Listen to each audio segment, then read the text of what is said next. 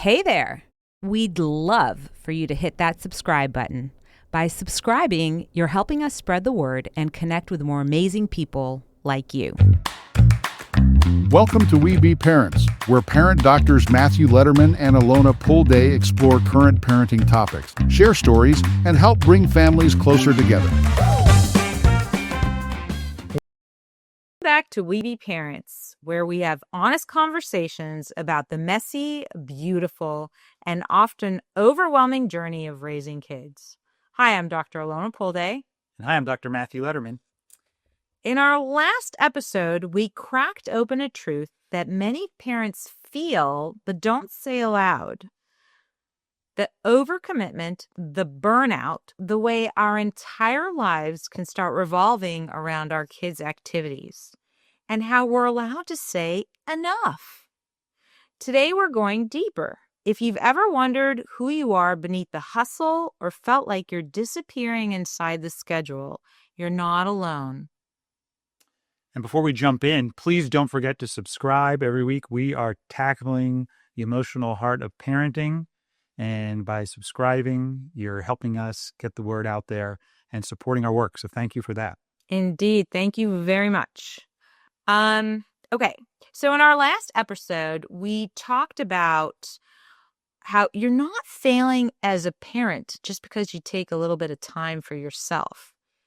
But rather, we're living inside a system that demands too much, a system that rewards burnout, that rewards super moms, super dads, efficiency, productivity, what you do, not who you are, and one that defines a good parent by how much you're doing for your kids.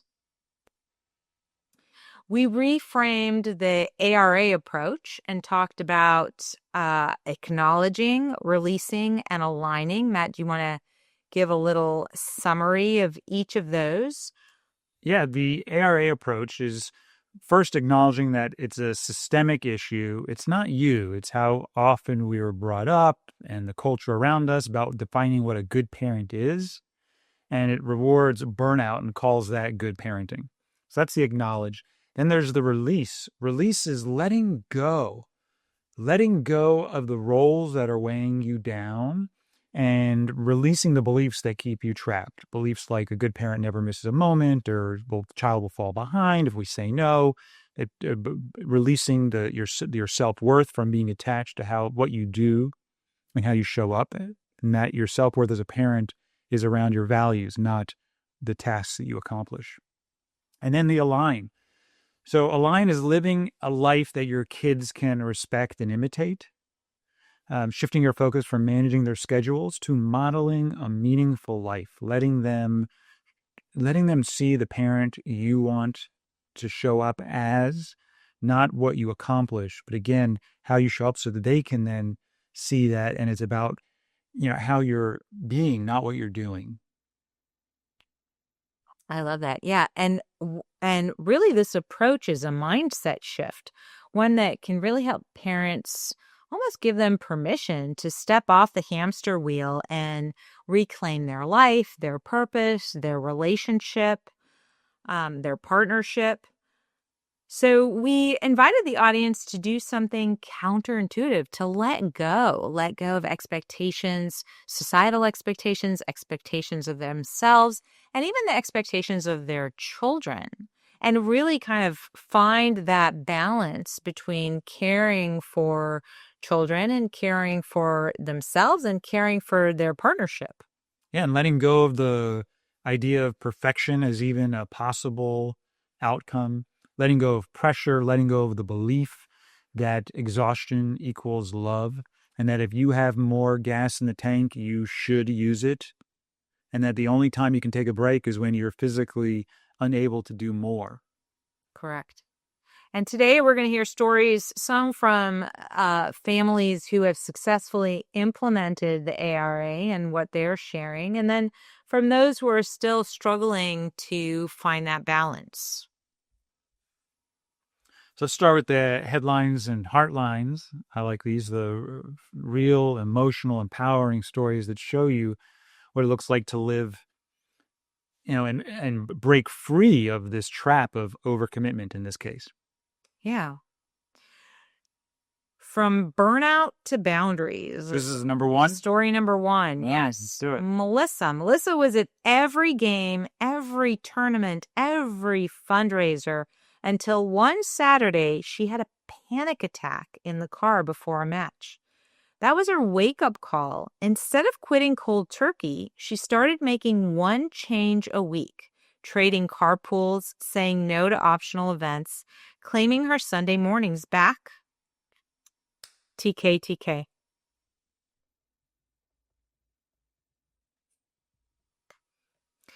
Instead of quitting cold turkey, she started making one change a week, trading carpools, saying no to optional events, claiming her Sunday mornings back. The guilt didn't disappear overnight, but the fog did. Now she cheers when she can and rests when she needs. And I love that last portion. She cheers when she can because she rested when she needed to. And so many of us find that in not resting when we need to, it's so hard to cheer.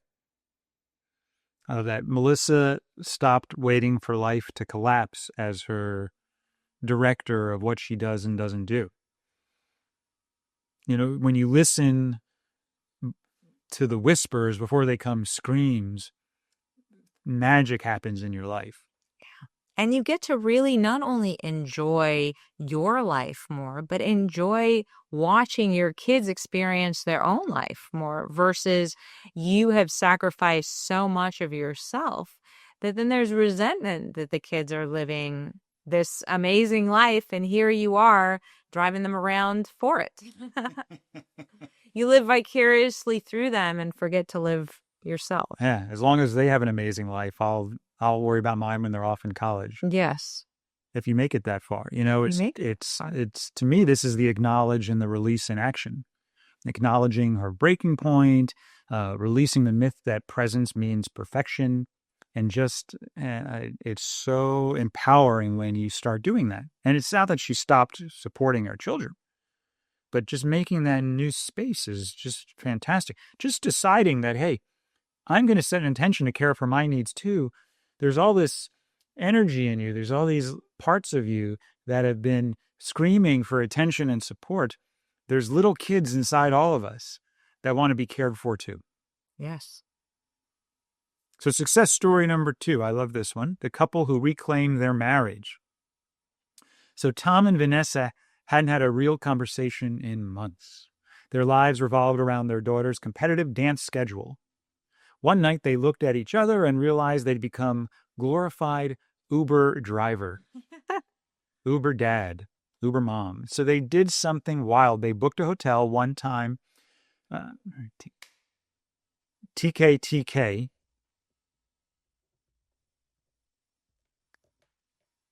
So they did something wild. They booked a hotel one town over and left grandma in charge. That one night turned into a new rhythm, monthly check-ins, a no dance, talk, dinner rule, and eventually date nights again. Yes. Ooh, I love that story. And it's such a great reminder. They didn't wait for their daughter to need less. They decided they needed more. And they took that permission to protect their partnership. And I think that's so important.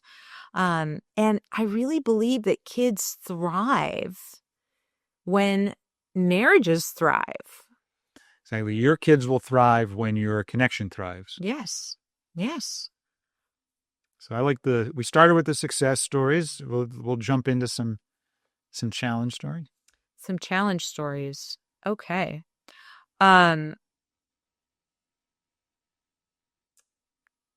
Our first challenge story. I don't know who I am anymore. Boy, can I relate to that.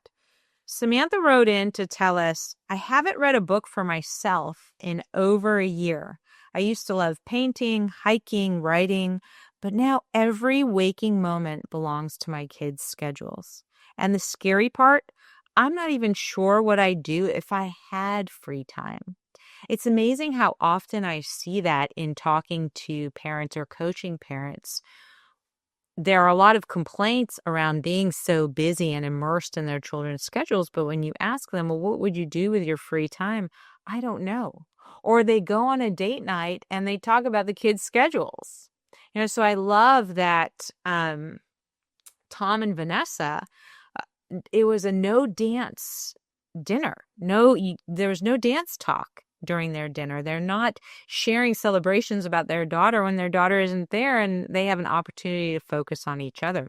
And that is where that really amplifies how our identities get lost in these experiences where we do live for our children. Yeah, and one of the key ingredients for depression is not knowing what your needs are.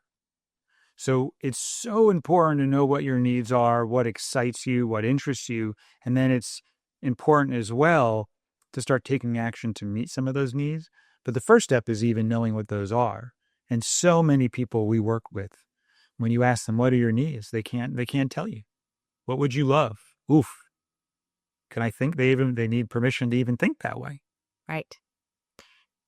One is connecting to their own needs. Then it's turning off the inner critic that is guilting them or shaming them. How could you do that?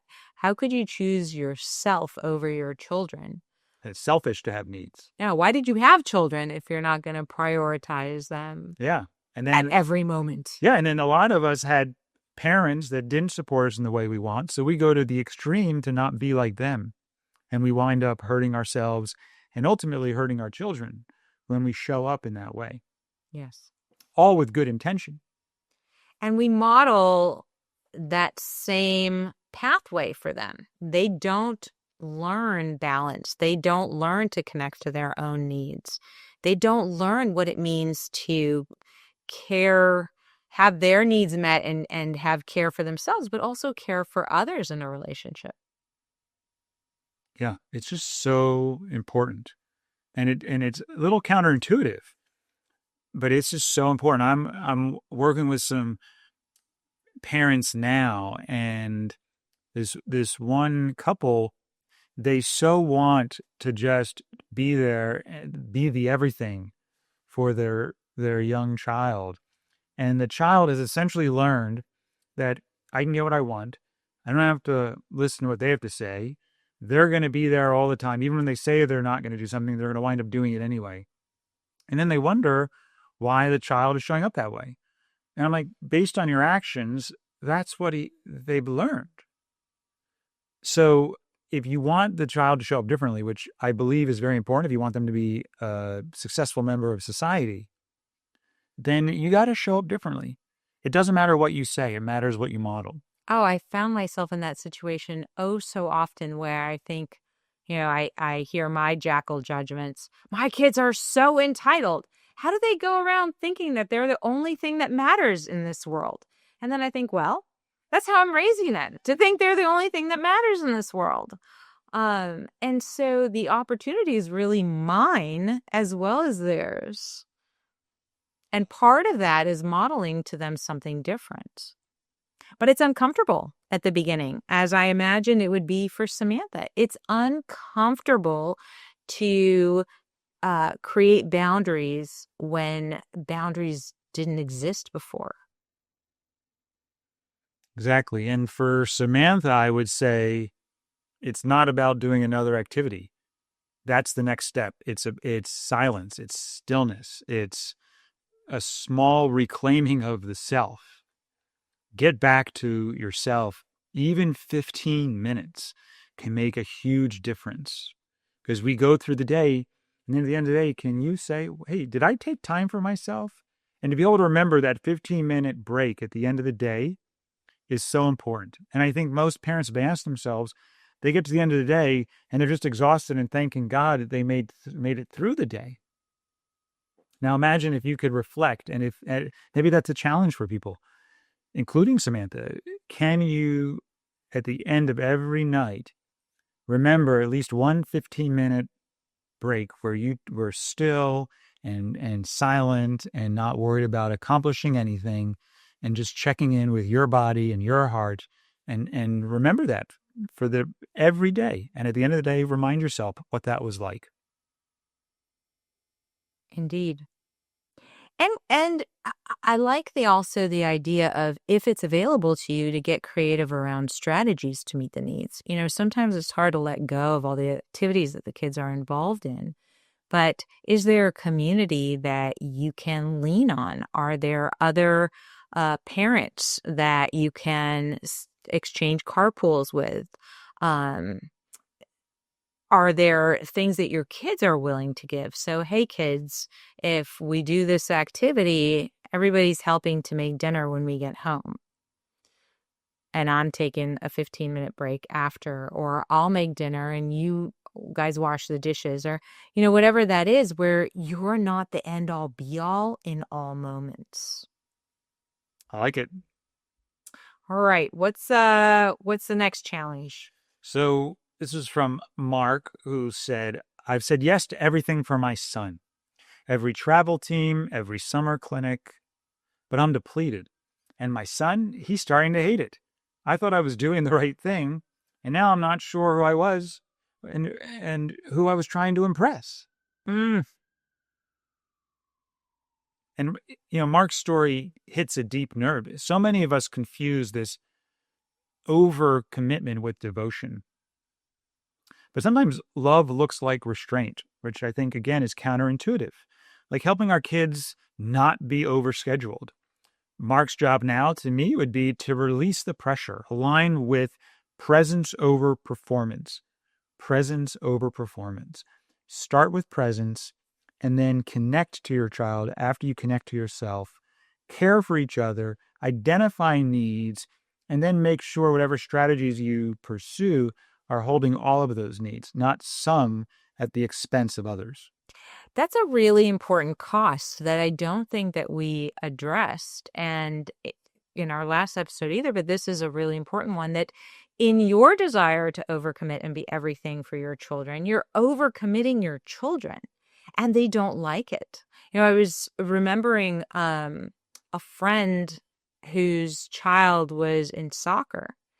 And life became soccer to the point the girl really loved it at the beginning. And by the end, there were tournaments and games, and she was on 2 leagues, and she started hating soccer. She didn't want to do it anymore, which is a shame. And that was not a result of not liking the sport, but of being overcommitted to it. So that's a really important cost to keep in mind as well. We have some additional letters from our listeners. And letters from our listeners is more questions versus these stories, which I always enjoy starting with the stories to get some of the pleasant celebrations and also some of the challenges, just so we can relate. Yeah, and some of the learnings and opportunities that we still have. Have you had any experiences this past week or two? With opportunities? Yeah, around this. I was sharing in our last episode, I believe, TK. Now I can't remember. Was I doing it? What didn't I talk about Kylie and wanting to do more and more and more? I don't know. I'll just say it again. Okay. TK. So yeah, just recently I had that episode with Kylie where, she's already committing to so many activities and then she wanted one more, and finding myself getting mad at her for even asking in a way that I'm going to have to say no. And now I'm the bad guy. I'm falling short. So absolutely. Yeah, that's the challenge for me when there are little requests that seem reasonable, and saying no before I've run out of gas. Mm-hmm. To be able to say, oh, you know what, even something, this is not activities, but at night there's this, what about this? And just this, and can you just do that? And what about this? And now I go in and I tell them how many just one more things I have left in me. I'll say, okay, I got 3. Can you just do this? And then I'm like, at that point, I don't want to do any more, even if the 4th one is super easy. So we sort of set and manage the expectations around it. That's been helpful for me. The activities and the work, I definitely have opportunity there. Yeah. Yeah. All right, let's share some letters from our listeners. Here's question number 1. If I say no, am I holding them back? My daughter just got invited to join a travel softball team. It's a huge deal, but I'm already working overtime and we barely get time together as a family. If I say no, am I limiting her potential? Oof, that's a good question, and one that hits us right in the core. Am I failing my child by saying no? I think it's really important in these moments to remember that saying no doesn't mean you're closing a door. It means you're opening a window somewhere else. You're saying yes to something else, saying no to this. If you choose to end up saying no to this travel softball team, you're saying yes to more family time. Yeah, I mean, to me, a family's well-being is just as important as the child's resume. And you got to hold all of these needs. You got to hold the needs of the family, the needs of the child, the needs of the parent. And we got to collaborate as a team to hold them all, check in on all of them, and then let strategies emerge once we're all clear and caring for those needs. Absolutely. I think that's a really important point because maybe this travel softball team is the team, is the child's dream. And then it's, okay, if we do this, how do we also preserve, one, my energy and my resourcing, as well as family time? And it's really nice to get kids involved in strategizing together once all the needs are on the table, because maybe there's something else his daughter is willing to give up. Yeah. Or her daughter is willing to give up. Exactly. So I like this one here. How do I reconnect with myself? Mm. And that was hard. I remember play and fun. I have this industrious sort of personality type, and I want to get things done and be just one thing. Exactly. I like to get a lot of stuff done. I like to be productive. I was like all play at the same time. All at the same time. Play is a waste of productivity time, and that was really hard for me. So how do I reconnect with myself and what do I like? And I know you were pushing me for a long time, and it's been such a wonderful gift, doing something like improv where there's no reason to be doing this. It's not productive. It's not accomplishing anything. And at the same time, it's really filled me up and fueled me and provided something that I think for people who have this industrious pattern or personality type don't connect to. So it's hard for them to value it until you compare the before and after. Mm-hmm.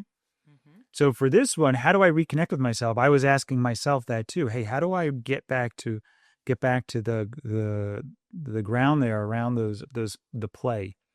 And they wrote, I honestly don't know what I like anymore. My whole identity is mom of 3. I wouldn't even know where to start if I wanted something just for me. And this is such a common challenge. Who am I? Other than the person that makes dinner and cares for the house and takes care of the kids, or the person that works outside the home and provides financial security and helps take care of the kids. But how do you reconnect with yourself? Who are you? What do you value? What are your intentions? What do you love? And to me, it's start remembering. I remember starting to think, what did I like as a kid? I loved joking around and playing and humor and making up stories and writing. So really connect. And if you can't think as an adult anymore because you've lost touch with it, try to remember as a kid what you liked. So start remembering instead of just trying to reinvent right from the start. What did you love? Try one thing this week that's not for the kids, even if it feels awkward. Try one thing. I know that was hard for me with the improv and leaving at night. And there was 2 nights where I wasn't helping put them to bed. I wasn't, they were like, Dad, you're leaving us again. Yeah. And I was like, yeah, I'm leaving you. And, but it still struck a little bit, like it was a little hard. I was like, no, maybe I should try and fit it in during the day when they're in school. So again, try one thing, just start playing with how that feels. And then rebuilding identity is not selfish. It's very important to remember that. It's not selfish. It's essential. who you are that has nothing to do with your children is important to rebuild. Not just for you, but to model for your children. So yes, in our last episode, I was commenting on how for the very first time, I recognized the value of some parents choosing to go by their name, not mom or dad. And I didn't understand it until just that episode, thinking, wow, yeah, that is then who I define myself as, their mom, and who they see me as. I'm mom. What's beyond mom? Nothing. She's just mom. Just mom. Yeah. And your kids need to see who you are. Yes. They need to see that. And if we don't give them opportunity to see it, then we can't fault them for not seeing it. Right. They need to see you shine. Absolutely. They need to see Alona shine.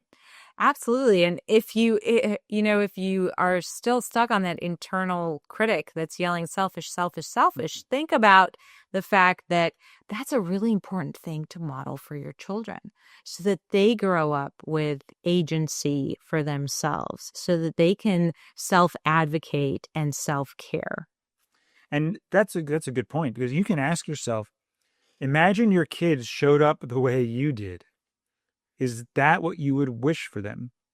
So do you want your kids to not know what they're needing, suppress their needs to take care of somebody else, to exhaust themselves, to be so under-resourced that they will snap or be tense or even have anxiety or panic attacks, as some of our clients deal with? Is that what you would want for your children? So if that's not what you would want for them, then show up in a way that you would want for them. Mm-hmm. Yeah, I love that. And our last letter of the day is, our kids get everything except us. We give our kids every opportunity, but my partner and I are running on fumes. We're great teammates, but TK.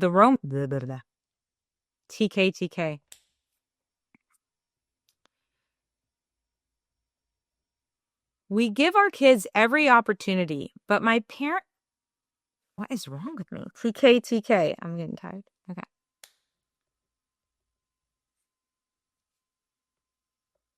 We give our kids every opportunity, but my partner and I are running on fumes. We're great teammates, but the romance, the laughter, it's gone. How do we get back to us? What a great question. And I think this happens a lot, even if it's not in our awareness. We become transactional. We become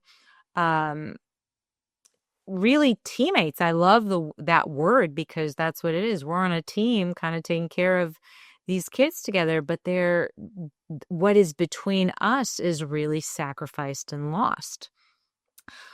I think in these situations, starting small is really important. And it can be making those micro connections, taking 15 minutes to just do something separate from the kids when the kids are home, and aware that you are intentionally taking time for each other, not them. A no phone dinner, taking a walk around the block, sitting outside and watching a sunset. It doesn't have to be lengthy or big, or it doesn't even have to involve leaving the home. Yeah, that's one of my favorite things that you and I do, is just go for a walk. Mm-hmm. And taking that time without the kids, which sometimes offends them if we tell them we'd like this to be alone. But again, with care, and we explain the yes behind the no, because we do a lot of walks with them. But you and me just getting to connect. Or sometimes the other day we just sat on a bench and held hands and looked out at people. And it was just 20 or 30 minutes of silent time together. But, our energies were commingling. Yes. And really, really nurturing and fueling. Absolutely. And it's true. Our kids may not like it. It's going to be a stretch for them at the beginning when they're not used to having that boundary of, yeah, you know what? It's not just all about you. I am going to not only take time for myself, but take time for my partnership. And it will be uncomfortable until it gets comfortable. and until it becomes the norm. And it's not even that long. Like, it doesn't take that much time. I think we sometimes mistake, like, oh, we got to find time to go on this long date. It doesn't take that much time for you and me to sit outside for 20 minutes and just people watch for a little bit on a bench, or to go for a 30-minute walk. It's not that much. It really doesn't. It's not so much it takes time, it takes intentionality. Yeah. Yeah. I remember when you first started doing improv and the girls would complain, Dad's gone again. He's going to be gone again. And now when they see the benefit, when they see how excited you are, when you share your stories and bring home games that you play that we can all play as a family, they are now seeing the value of that time and space for yourself. And they're excited for you to go and do that. Yeah. No, I love that. So it's also hanging in there and being patient, that when you change a process, it's going to come as a jolt to the family until it's not. Yeah, it's like just because you stop doing something else, if you're replacing doing, adding it with this other thing, it's not like it's just you're not just taking away from the family, you're also adding. So you got to see how that new thing impacts the family, and often it's this positive ripple. Mm-hmm. Yeah, I love that. And then you're showing your kids what real love looks like in motion, not just management. It's like this is love. This is care for everybody. Yeah.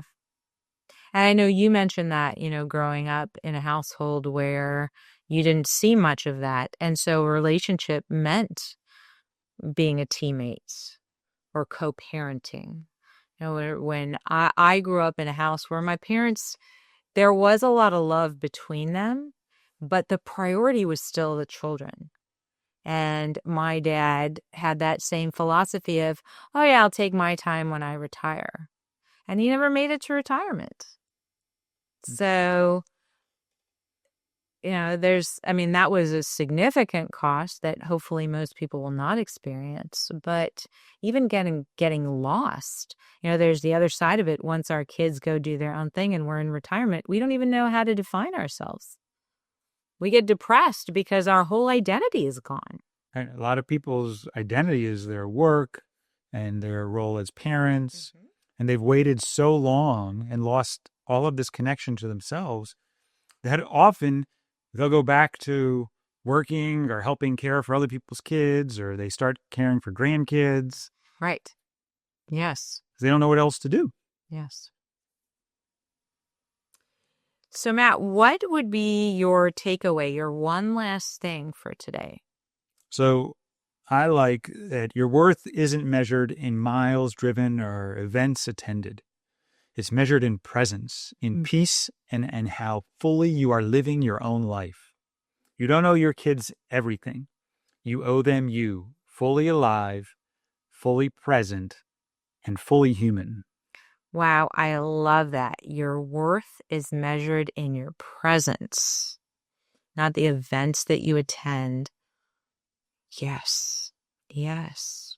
Yes, I always remember PLAE, standing for, the P is for presence, the LA is loving attention, and the E is empathy. If I'm not sure what to do with the kids, PLAE, or play, present, give them loving attention and empathy. And that usually sends me in the right direction. How could it not? I love that. Well, thank you, everyone. If you found today's episode helpful, leave us a rating and review. It helps us so much, and it helps us reach more parents. If you have a story to share, we would love to hear it. Email us at parents@webetogether.com. You can share a success, you can share a morning, you can ask a question. We'd love to hear it all. All right. Thanks for listening. Thanks, everyone.